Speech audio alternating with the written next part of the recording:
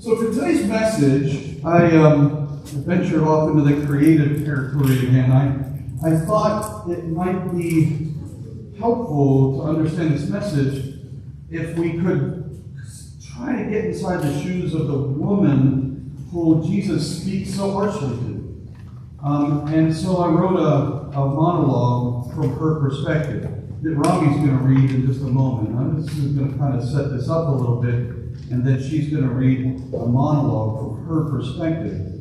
This text is not easy to read. It's not an easy story to interpret. It's one of the more difficult texts. There's so much cultural stuff that we're so divorced from that it really is difficult for us today, 2,000 years removed, to try to understand why would Jesus say such rude things.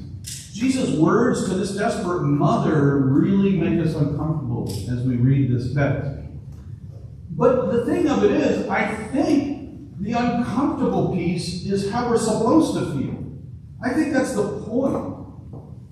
She comes to Jesus because her daughter is suffering. She cries out to Jesus for mercy.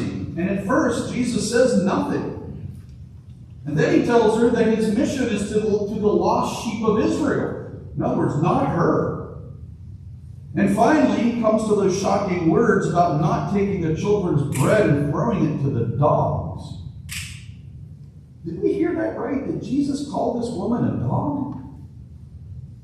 We can try to soften these words and sugarcoat it in some sort of way. We can try to say that Jesus was testing her in some sort of way. We can try to explain that this was the language and prejudice of the world in which Jesus lived. But Matthew doesn't explain anything away.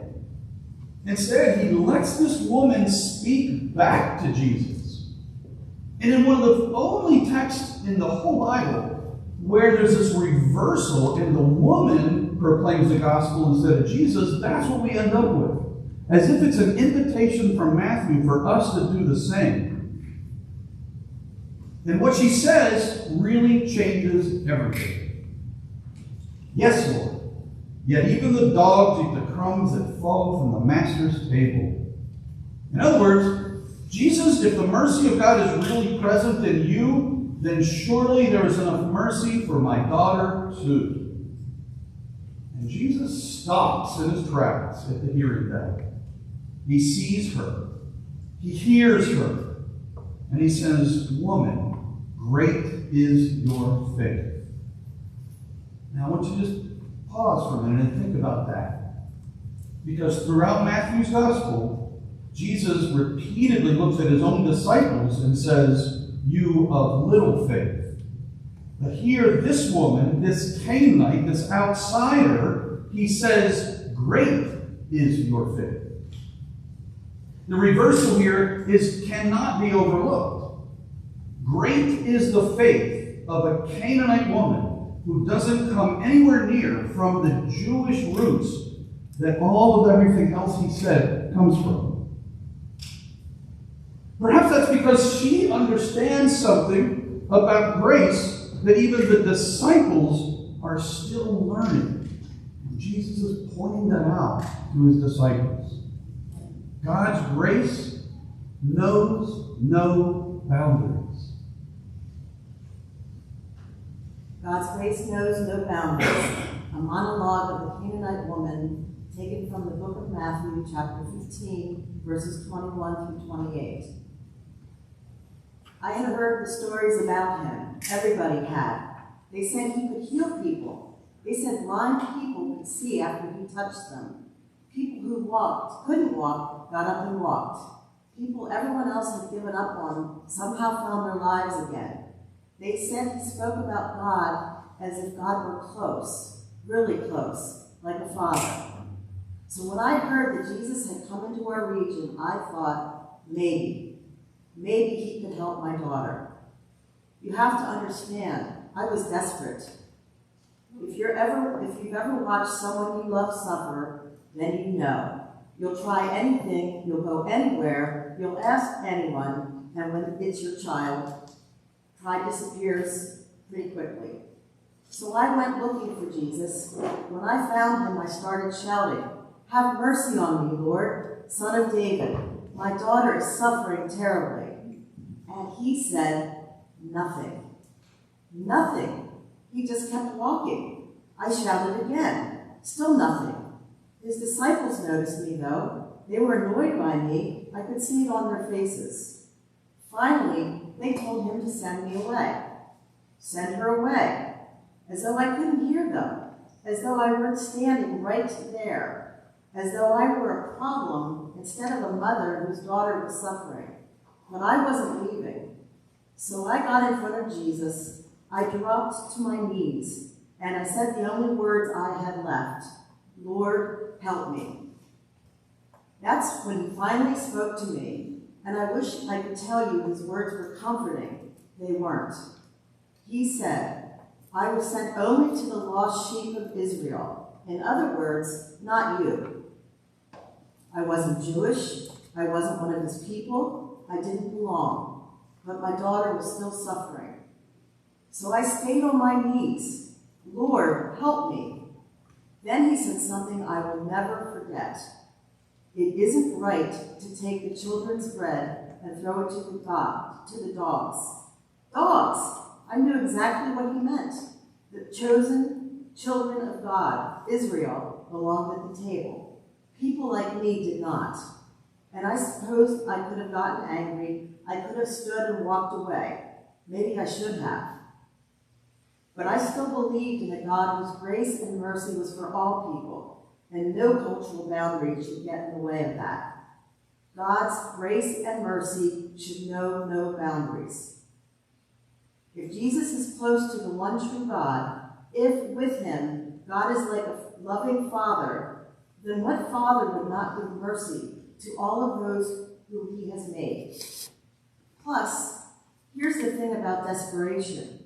Sometimes desperation sees possibilities that pride cannot. Because I heard something in his words: bread, table, children, dogs, and crumbs. There are always crumbs. The table of a loving God would always have more than enough, even if I was the dog under the table begging for crumbs. So I looked at him and said, "Yes, Lord, but even the dogs eat the crumbs that fall from their master's table." And then everything changed. He stopped. He looked at me, really looked at me, not as a Canaanite, not as an outsider, not as an interruption. He looked at me as a woman, a mother. And then Jesus said something no one had ever said about me before. "Woman, great is your faith." Great is your faith. Me, the outsider, the woman his disciples wanted to send away, the woman who wasn't supposed to have a place at the table. And then he said, "Let it be done for you as you wish." And my daughter was healed. I've thought about that day many times since, and I've wondered whether something else happened that day too. Because I came to Jesus believing that there was enough mercy in him for my daughter, even if all I could get was a crumb. But maybe the truth is that God's mercy was never crumbs. Maybe we were the ones who imagined the table was too small. Maybe we were the ones who decided who were the children and who were the dogs, who belonged, who didn't, who was worthy, who wasn't.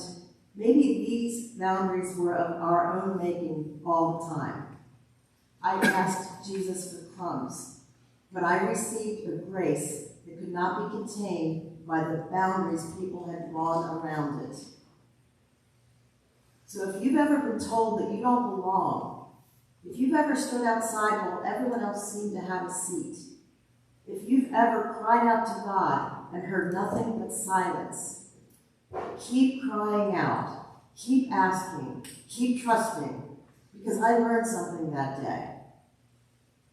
Faith isn't believing that you deserve a place at God's table. Faith is trusting the one who sets the table. I came begging for crumbs, and somehow in the mercy of God, I discovered there was enough bread for me too. Truly, God's grace knows no boundaries. Amen. God's grace knows no boundaries. And this Canaanite woman catches a glimpse of that before anyone else in Matthew's gospel. Which means that perhaps the most important question this story asks us is not simply, why did Jesus speak to her that way? Perhaps the more important question is, who are the people we have decided are only entitled to crumbs? Who have we placed outside the boundaries? Who have we decided doesn't quite belong? Who have we assumed is beyond the boundaries of God's grace? Because this woman reminds us that whenever we draw a line around God's mercy, Jesus is stepping across it and inviting us to follow him. She came to Jesus asking for crumbs, begging for crumbs. And she received a grace that was so much bigger than crumbs, a grace that is boundless. And that is the good news for all of us as well. Today, as we come for Holy Communion, we do not come to this table because we deserve the bread and the wine. We do not come to this table because we deserve anything.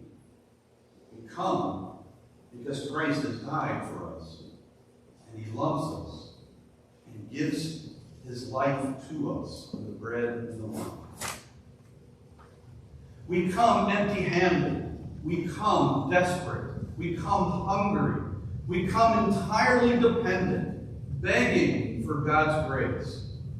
And Jesus says, there is always more than enough. Come, even for you and me, there is always enough.